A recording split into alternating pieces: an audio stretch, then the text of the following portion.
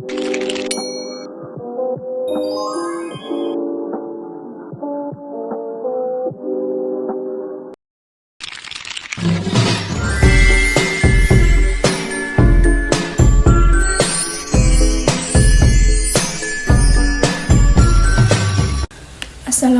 warahmatullahi wabarakatuh. Pada video ini saya akan membahas berbagai lembaga keuangan syariah yang memiliki peran penting dalam sistem keuangan Islam di Indonesia. Baik, langsung saja yang pertama yaitu Bank Umum Syariah. Bank Umum Syariah adalah lembaga keuangan yang menjalankan kegiatan perbankan berdasarkan prinsip syariah Islam. Dalam operasionalnya, bank ini menghindari unsur riba, gharar, dan maisir. Bank Umum Syariah pertama di Indonesia adalah Bank Muamalat Indonesia yang berdiri pada tahun 1991. Perbedaan utama antara Bank Umum Syariah dan konvensional terletak pada sistem imbalan. Bank Syariah menggunakan sistem bagi hasil dan kemitraan, sedangkan bank konvensional menggunakan sistem bunga dengan hubungan kreditur dan debitur. Sebagai contoh, jika seseorang nasabah menyimpan dana sebesar 10 juta rupiah pada bank syariah dengan akad mudharabah dan usaha bank memperoleh keuntungan 2 juta rupiah, maka keuntungan tersebut dibagi sesuai nisbah yang disepakati. Berbeda dengan konvensional, di mana nasabah akan memperoleh bunga tetap tanpa memperhatikan hasil usaha bank. Adapun strategi pengembangan Bank Umum Syariah antara lain melalui digitalisasi layanan, peningkatan literasi keuangan syariah, dan penguatan pembiayaan sektor UMKM. Selanjutnya yang kedua yaitu Bank Pembiayaan Rakyat Syariah atau BPRS. Bank Pembiayaan Rakyat Syariah atau BPRS adalah bank syariah yang berfokus pada pelayanan masyarakat kecil dan pelaku usaha mikro. Bank BPRS mulai berkembang di Indonesia sejak tahun 1990-an. Perbedaan BPRS dengan BPR konvensional terletak ppd prinsip operasional. BPRS menggunakan akad syariah seperti murabahah dan mudharabah, sedangkan BPR konvensional menggunakan sistem kredit berbunga.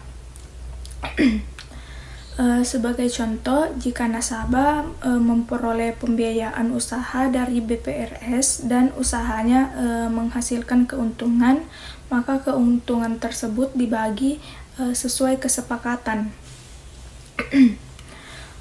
Sementara pada BPR konvensional, nasabah tetap wajib membayar bunga meskipun usahanya mengalami kerugian. Strategi pengembangan BPRS dilakukan melalui pendampingan UMKM, perluasan jangkauan layanan pedesaan, serta kerjasama dengan lembaga pendidikan dan pesantren. Yang ketiga yaitu asuransi syariah. Asuransi syariah merupakan sistem perlindungan berbasis tolong-menolong antar peserta melalui dana tabarruk. Asuransi syariah berkembang di Indonesia sejak pertengahan tahun 1990-an. Perbedaan asuransi syariah dan asuransi konvensional terletak pada pengelolaan dana dan risiko. Pada asuransi syariah, risiko ditanggung bersama oleh peserta, sedangkan pada asuransi konvensional, risiko dialihkan kepada perusahaan. Sebagai contoh, apabila terdapat kelebihan dana dari hasil pengelolaan asuransi syariah, maka surplus tersebut dapat dibagikan kembali kepada peserta. Berbeda dengan asuransi konvensional di mana keuntungan sepenuhnya menjadi milik perusahaan. Strategi pengembangan asuransi syariah dilakukan melalui transparansi, pengelolaan dana, inovasi produk, serta pemanfaatan teknologi digital. Selanjutnya yang keempat itu Pegadaian Syariah. Pegadaian Syariah adalah lembaga pembiayaan yang menggunakan akad ran atau gadai sesuai prinsip syariah. Pegadaian Syariah tidak menggunakan bunga, melainkan biaya jasa penitipan barang. Perbedaan dengan pegadaian konvensional terletak pada sistem imbalan. Pegadaian Syariah menggunakan ujrah, sedangkan pegadaian konvensional menggunakan bunga pinjaman. Sebagai contoh, yaitu nasabah yang mengendalikan barang di Pegadaian Syariah hanya membayar biaya jasa penitipan, bukan biaya pinjaman seperti pada pegadaian konvensional. Strategi pengembangan Pegadaian Syariah antara lain melainkan perluasan layanan gadai UMKM dan peningkatan pemahaman masyarakat tentang ekonomi syariah. Yang kelima yaitu Baitul Mal wa Tamwil atau BMT. BMT adalah lembaga keuangan mikro syariah yang menggabungkan fungsi sosial dan fungsi bisnis. Fungsi sosial dilakukan melalui pengelolaan dana zakat dan sedekah, sedangkan fungsi bisnis melalui pembiayaan usaha. Perbedaan BMT dengan koperasi konvensional terletak pada sistem pengambilan keuntungan. BMT menggunakan prinsip bagi hasil, sedangkan koperasi umumnya menggunakan sistem bunga. Sebagai contoh, keuntungan usaha yang dibiayai BMT dibagi sesuai kesepakatan antara BMT dan nasabah, bukan ditentukan secara tetap seperti bunga koperasi.